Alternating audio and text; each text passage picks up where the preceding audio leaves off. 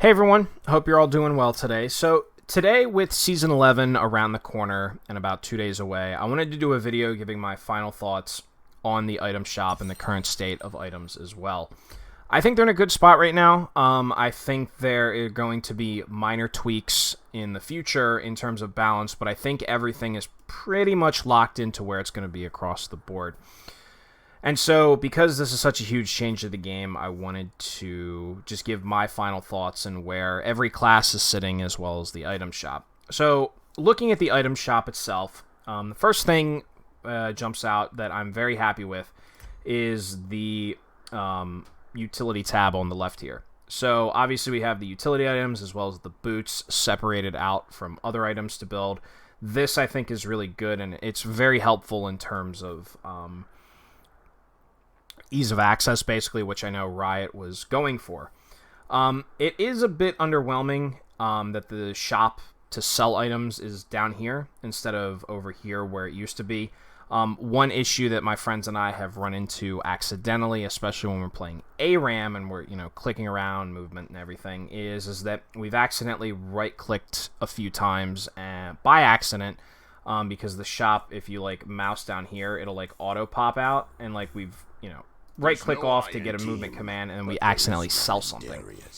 That being said, it is a little frustrating that these icons are a little small too. So when it comes to selling things, typically I just go down here and sell them instead of selling them over here. So it might be an aesthetic thing. I'm not exactly sure what's going on there. Maybe it's just something I need to get used to. But the other nice thing too is having these pins to pin these slots out. The only thing that's frustrating about this is you have to remember to do it every game, because if you want your pots and your boots pinned outward when the shop is open, you have to do it every game. It doesn't save it to keep it open. As far as other things, recommended always starts at the beginning of the game for some reason. Preferably, I prefer to have all items or item sets on. So that's a little bit annoying. It doesn't save which tab you want open. And then with item sets, the old shop client felt a lot better because these item icons were bigger. And it's underwhelming because there's so much dead space over here that I actually prefer to keep all items on in a lot of cases instead of item sets, just because of how underwhelming this is visually. So basically that's everything for me with the shop. In terms of items and building in a macro sense, big picture, I'm really happy with how Riot has frameworked how you build items and theory crafting item builds now and everything.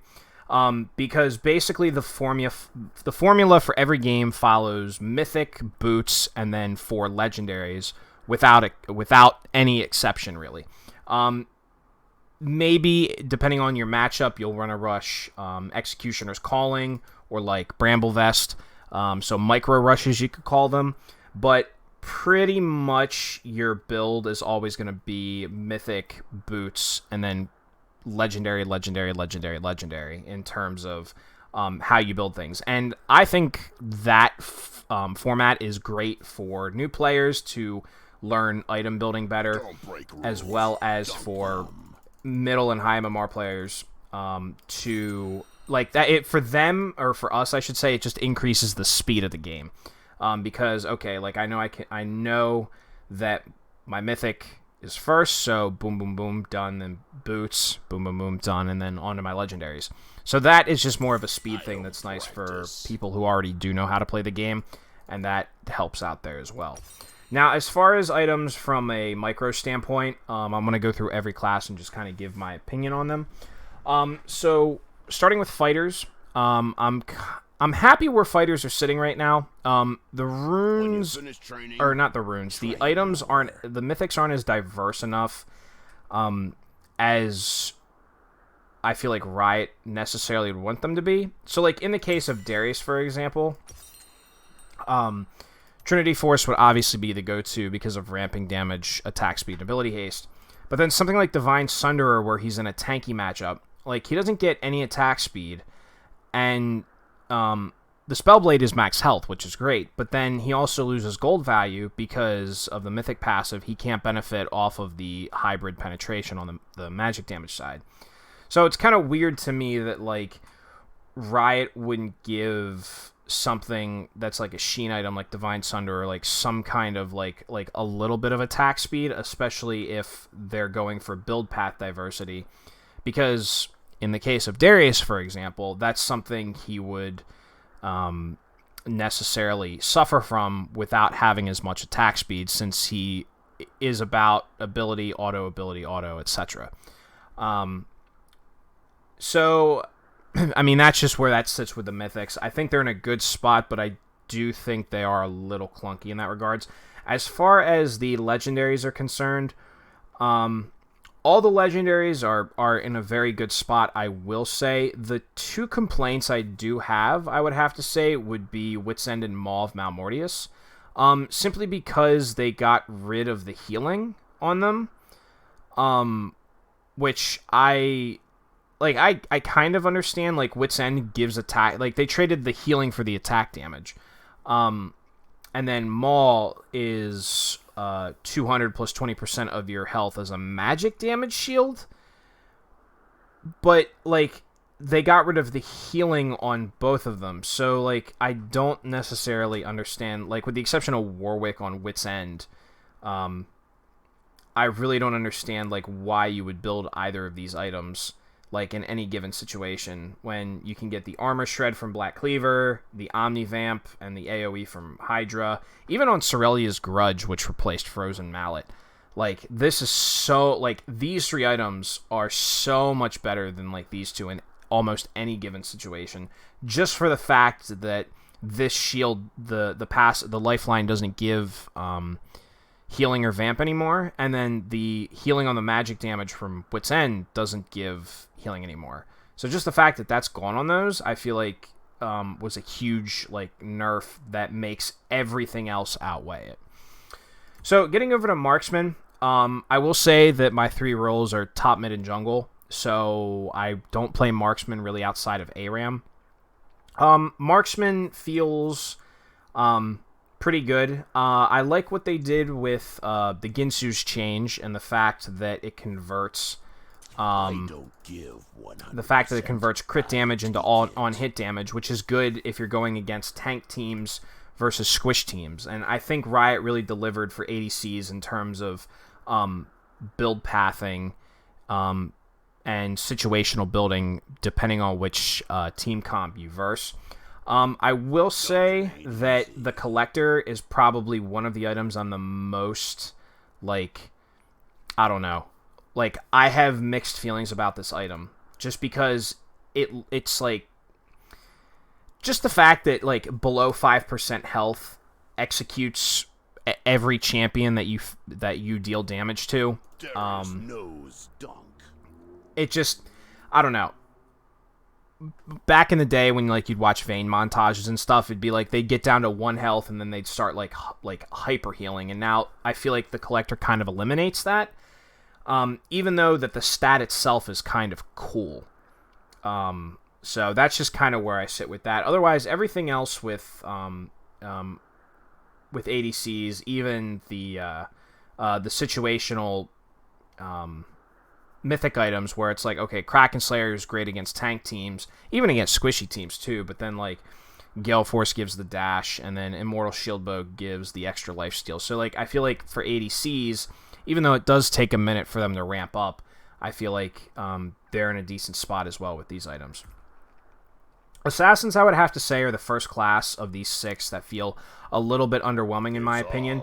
One thing I've been experimenting myself just for fun is going bruiser items on assassins versus assassin items, and for the simple reason that they pretty much got rid of most of the cooldown reduction on the primary items that you would build. So I know Duskblade gives 20 haste and the Legendary gives 5 haste, and these mythics feel really good too. Prowler's Claw, I feel like, is the most underwhelming, but Eclipse is great for sustain, and then Duskblade obviously for the burst and the invisibility. But for example, Collector, again, mixed feelings. That doesn't have any haste. Yomu's, they completely got rid of the haste on, which I don't understand. Sanguine never had haste to begin with. But again, as assassins with the haste they did remove, maybe, give it something. Edge of Night, again, never had haste. But then Serpent's Fang doesn't have any haste either. So I feel like for the big assassin items, they just don't have... Like, it's better to build bruiser items like Ravenous Hydra, Cleaver, and Sereldia's Grudge in that case. So I feel like especially these three are the most underwhelming for the assassin class. And again, I already shared my feelings on the Collector, which I'm not a huge fan of really to begin with. Mage items. Wow. Okay. Mage items probably have the most creative mythics in the entire game and the most underwhelming legendaries, in my opinion.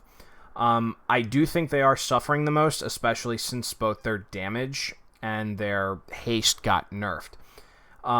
Huge fan of Everfrost, by the way. Build this item and experiment with it as much as possible. Love this item, especially because of the active.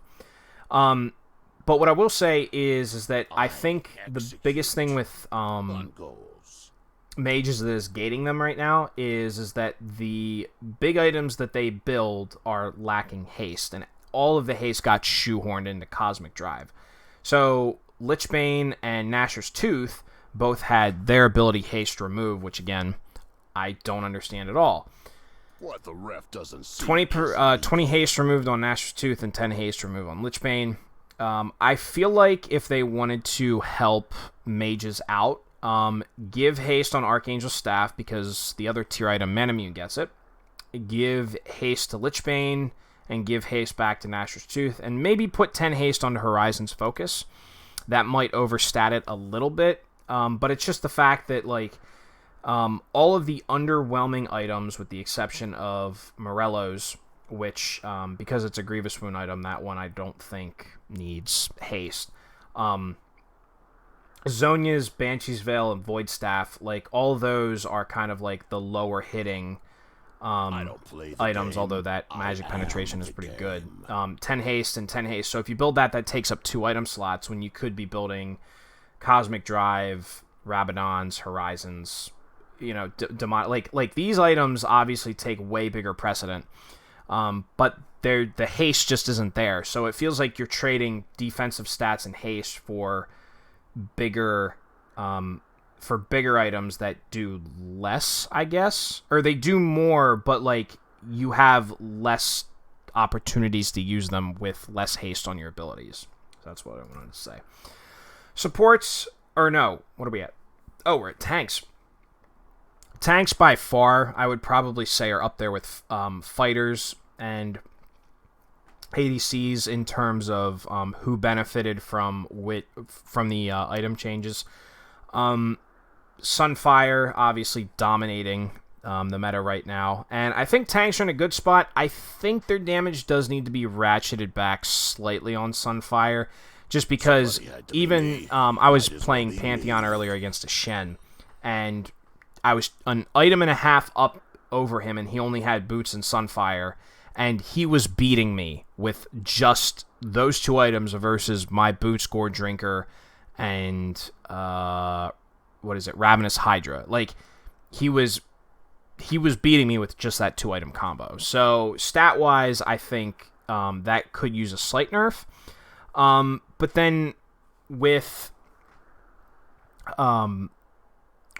build path in terms of legendaries, I think tanks also do have a disadvantage built in, and it comes from Abyssal Mask and Thornmail.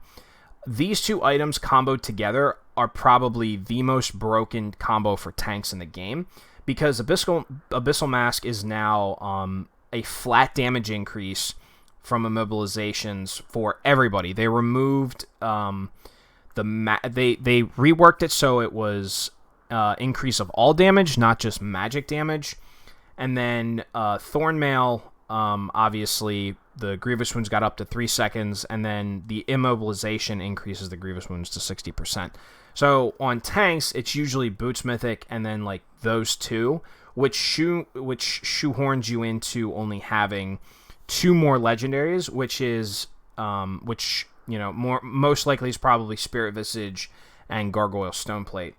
Whereas if they were to rework or maybe nerf these items slightly, it would open up like build paths with Frozen Heart, Sterix Gauge, and Titanic on some items. Like, it just feels like these two together on all tanks is what's ruling the roost right now. So, again, that's just me with tanks. And then finally, supports. Again, don't really play support bot lane outside of ARAM, top mid jungle main. In terms of variety, everything feels obviously super linear. Imperial Mandate obviously ruling for AP, and Locket of the Iron Solari ruling for tanks. Not much change there. And then tank support, Zeeks and Knights, maybe Redemption.